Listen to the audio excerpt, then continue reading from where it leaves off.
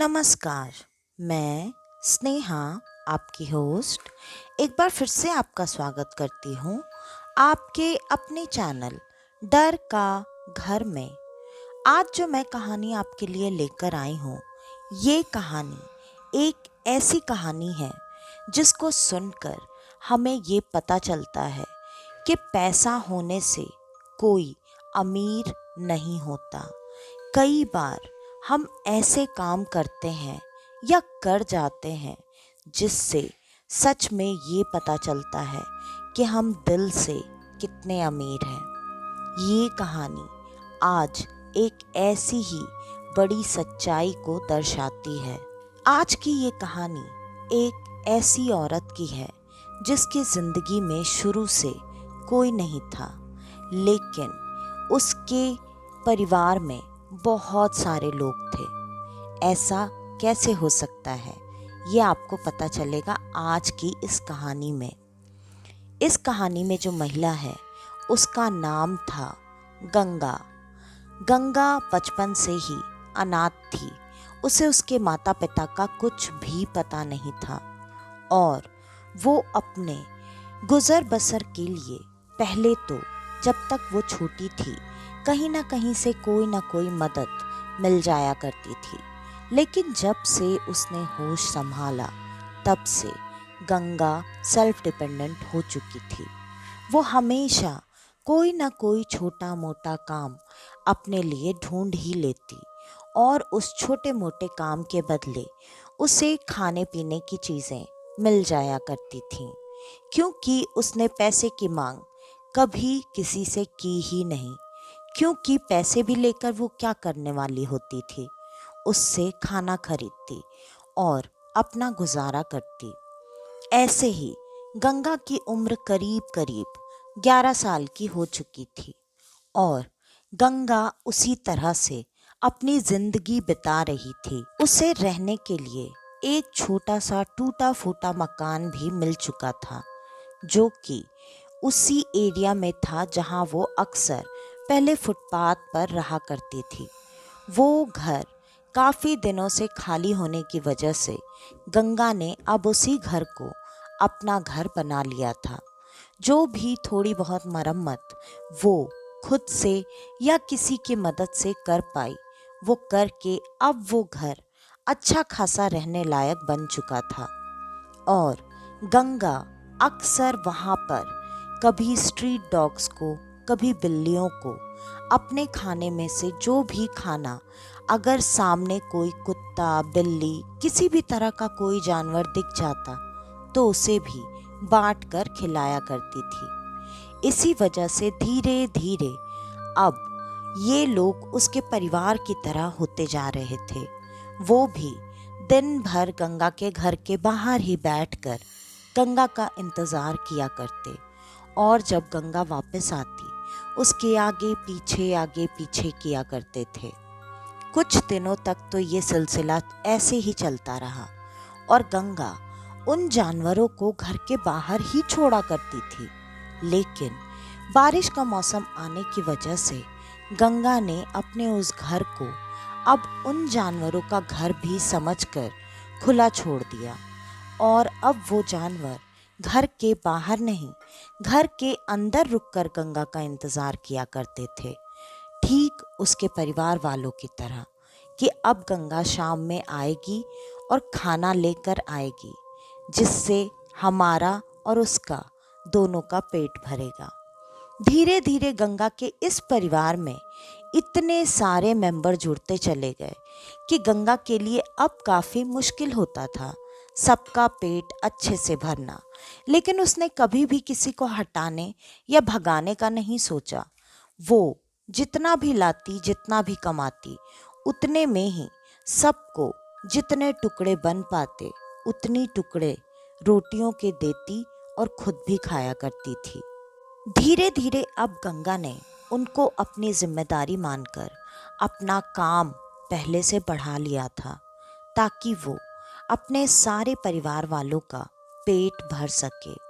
उसमें से कभी किसी की तबीयत खराब होती, कभी किसी को चोट लग गई होती, हर चीज़ की जिम्मेदारी अब गंगा ने पूरी तरह से उठा ली थी। काम ज़्यादा करने के वजह से अब थोड़े बहुत पैसे भी वो लोगों से लिया करती थी, क्योंकि खाने पीने का इंतज़ाम लगभग पूरा हो जाया करता था। उसके ऊपर से जितने पैसे बनते, गंगा वो पैसे लाती, पैसे इकट्ठा करती और ऐसे ही ज़रूरत पड़ने पर अपने परिवार वालों की मरहम पट्टी, सुई, दवाई सारी चीज़ों के लिए रखा करती थी। एक दिन ऐसे ही अब गंगा की उम्र लगभग 15 साल तक हो चुकी थी। गंगा को अचानक से रास्ते में आते वक्त एक छोटा सा कुत्ते का बच्चा मिला, जो कि बहुत बुरी तरह से घायल था। शायद किसी ने गाड़ी उस पर चढ़ा दी हो। उसकी हालत ऐसी जान पड़ती थी और उसको देखकर ऐसा भी लग रहा था कि उसकी जान बचाना बहुत मुश्किल है। और गंगा ने उसे फिर भी उठाकर अस्पताल लेकर गई। उसकी सुई, दवाई, मरहम पट्टी सब कुछ कराया और कराकर घर पर लेकर आई। घर पर लाकर उसने उसे थोड़ा बहुत जैसे भी खिला पिला सकती थी खिलाया पिलाया और फिर वो वहीं पर आराम करने लगा। वो कुत्ता नहीं, कुतिया थी, मतलब वो फीमेल डॉग थी। उसकी हालत धीरे धीरे काफी तेजी से सुधर रही थी और वो उन सारे कुत्तों में सबसे अलग और सबसे समझदार नजर आती थी। वो इस तरह से हमेशा गंगा के साथ बिहेव किया करती थी जैसे उसे गंगा की सारी बातें सुनाई दे रही हो, समझ में आ रही हो और वो गंगा की बातों पर रिप्लाई भी करती हो। गंगा का भी लगाव उससे खास हो चुका था। जैसे कि हम सबको पता है कि जानवरों की उम्र हमसे कम होने की वजह से उनकी उम्र तेजी से बढ़ती है और वो तेजी से बड़े भी हो जाते हैं। ऐसा ही उस बिच के साथ भी हो रहा था। वो भी बहुत तेजी से बढ़ती जा रही थी और वो उन सब में दूर से ही देखने से काफी अलग सी नजर आती थी।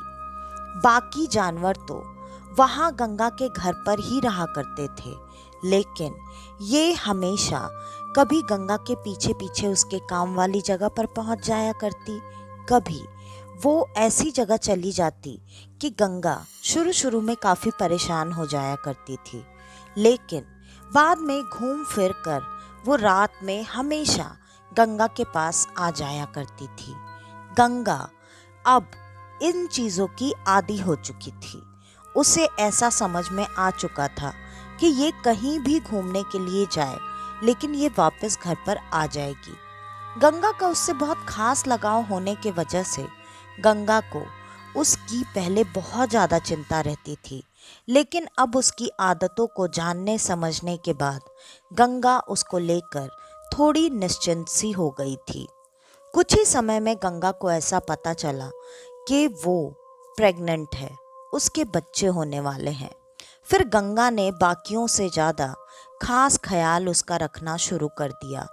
थोड़ी बहुत दिन के लिए वो कभी कभार छुट्टी लेकर या फिर काम जल्दी खत्म करके आकर उसके पास बैठती, उसके साथ वक्त बिताया करती थी। समय समय पर जैसे इंसानों का चेकअप होता है, गंगा उसी तरह से उसका भी चेकअप कराया करती थी। डॉक्टर के हिसाब से डॉक्टर को ये लगता था कि वो बाकियों की तरह नहीं है, वो किसी न किसी परेशानी में है और इस प्रेगनेंसी के डिलीवरी के वक्त उसे कोई ज़्यादा तकलीफ होने की भी उम्मीद है। ये चीज़ें जानने के बाद अब गंगा को उसकी और ज़्यादा फिक्र होने लगी थी। गंगा इसी वजह से जल्दी लौट कर आ जाया करती और ज़्यादा से ज़्यादा वक्त उसके साथ बिताना ही प्रेफर किया करती थी। धीरे धीरे समय ऐसे ही बीतता चला गया और फिर आखिरकार वो दिन भी आ गया जिस दिन आज उसके डिलीवरी का दिन था। सच में डॉक्टर के बताए मुताबिक उसकी डिलीवरी में काफ़ी प्रॉब्लम आ रही थी। आखिरकार गंगा इतना ज़्यादा डर चुकी थी कि वो तुरंत उसे लेकर अस्पताल भागी और फिर उसकी डिलीवरी वहीं पर करवाई गई। आखिरकार उसने 3 बहुत ही सुंदर सुंदर प्यारे प्यारे बच्चों को डिलीवर किया और डिलीवर करने के कुछ ही समय बाद वो अचानक अपने बच्चों के साथ अस्पताल से कहीं गायब हो चुकी थी। अस्पताल से उसके ऐसे अचानक गायब होने की वजह से गंगा काफ़ी परेशान हो गई। उसने अस्पताल में बहुत तमाशा किया, चीखी चिल्लाई और सबसे जानने की कोशिश की कि आखिरकार उसकी वो दोस्त, उसकी वो परिवार कहाँ चली गई, वो भी अपने 3 छोटे नवजात बच्चों के साथ। उसके लिए ये बहुत ज़्यादा चिंता का विषय था कि वो ऐसी हालत में कहाँ जा सकती है। उसकी तो हालत भी बहुत ख़राब थी। ऐसे ही गंगा अब बहुत ज़्यादा परेशान और दुखी रहने लगी और कुछ ही समय बाद, मतलब लगभग 1.5 महीने बाद, वो बिच आखिरकार गंगा के घर पर वापस आई और गंगा उसे देखकर बहुत खुश हुई। गंगा ने उससे बार बार पूछने की कोशिश की कि उसके बच्चे कहाँ हैं, लेकिन थोड़ी देर तक तो उसने कुछ भी रिएक्ट ही नहीं किया।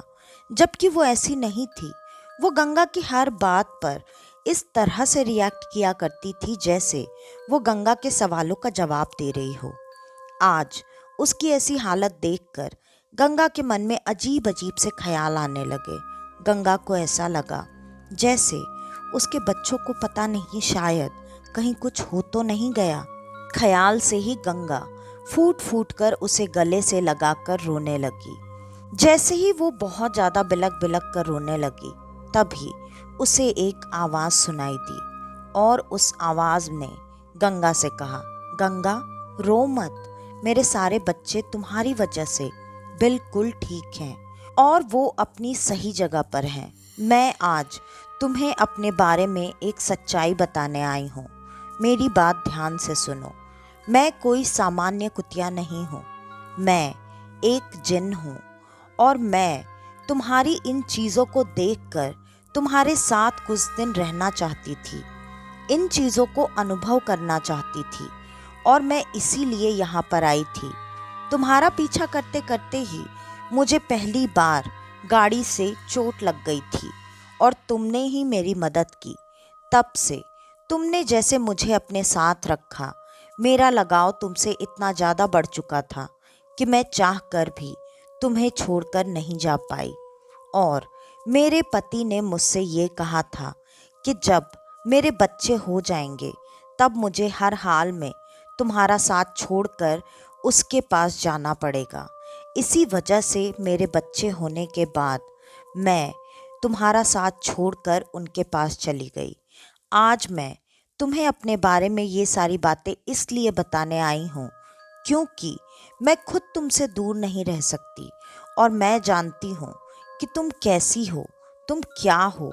इसलिए मैं तुम्हारे लिए कुछ करना चाहती हूँ क्योंकि मेरे बच्चे अगर आज जिंदा हैं, सही सलामत हैं, तो वो सिर्फ और सिर्फ तुम्हारी बदौलत।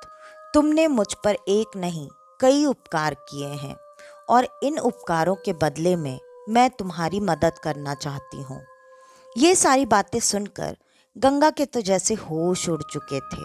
गंगा आंखें फाड़ फाड़ कर उस बिच को देखी जा रही थी। तब तक अचानक वो अपने असली रूप में आ चुकी थी।